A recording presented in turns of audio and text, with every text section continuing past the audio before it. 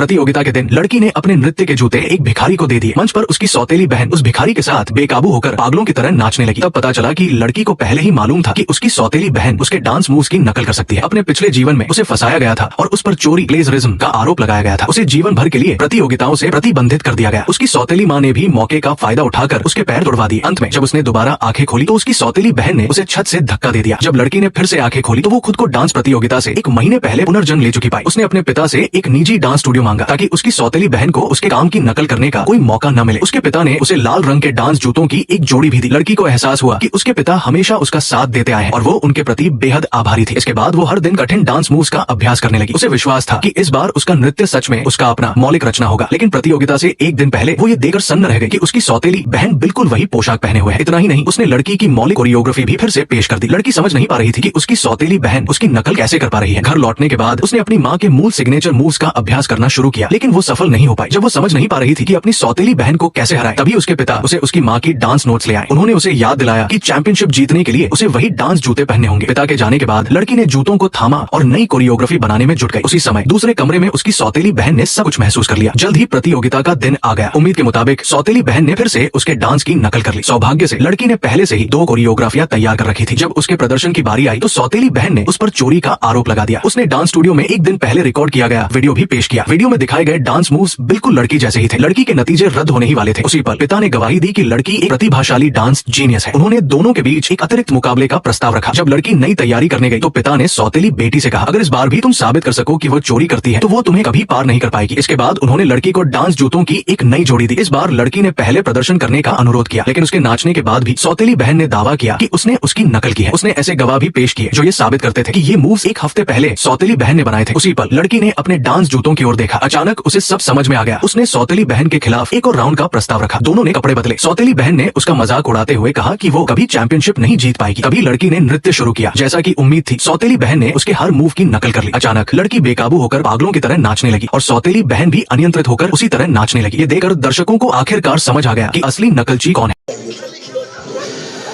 इसकी विनाशकारी शक्तियां चाहिए, इसलिए हमने इसके चीज में फेर बदल करके इसे फिर से पैदा किया।